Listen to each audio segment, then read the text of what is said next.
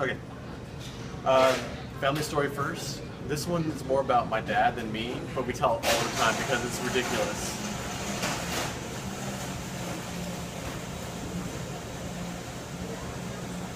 I don't know if you can hear me. So, my dad, when my parents were living on a military camp, because his dad was in the military, he and his little brother, my uncle, would usually like mess around and leave the camp sometimes through like a little broken fence. So one day, my dad decides that he wants to go get fruit because he doesn't have any in the house. And he's like 7 at the time, and he's thinking this stuff already, and I'm like, that's kind of weird. And he convinces his little brother to go with him 10 miles from the military base to go to the nearest store, buy fruit, and come back. And so they do this, and while they're gone, my grandmother's just freaking out. She has no idea like where they are. She doesn't know if they've been kidnapped or if they ran away. So they're getting the entire military base together trying to find these two who just went to the market. And so when he finally comes back with like an armful of groceries, my grandmother comes in and just starts smacking him because he ran away. And she kept the groceries after all, and she won't let him have anything. And so we tell that story all the time and make fun of him for it. That's my short story, family story. Okay. Yeah. And then my friend's story, I try to steer clear from doing any poop stories because I have a lot of those. But one story that involves my friends. My friend Hannah and my friend Christina, they're not the best kind of cooks. And my friend Victor and I convinced them to make us brownies because we wanted some brownies. So they got this mix that had cookie and brownie together. And so Victor and I were excited for this. So we're waiting the entire time.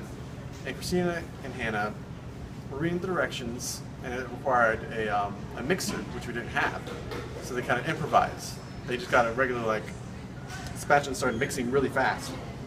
But in this process, they decided that they were trying to figure out how much to add to the mix. So they look at the box and they try to see how much butter it has. They see like a little symbol for butter, and it shows about 6 times. So they thought, hey, let's put 6 sticks of butter in this. And so what they didn't realize is that it wasn't asking for 6, it was asking for a certain amount at the bottom. It just had that symbol. So they put 6 sticks of butter, about 2 packs of butter, into this mixing bowl. And it didn't look bad at the time, but when they took it out of the oven, it was burnt.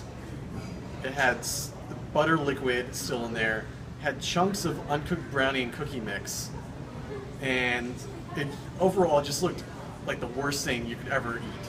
And Victor, he likes to do dumb things, and he decides, hey, I'm gonna eat that.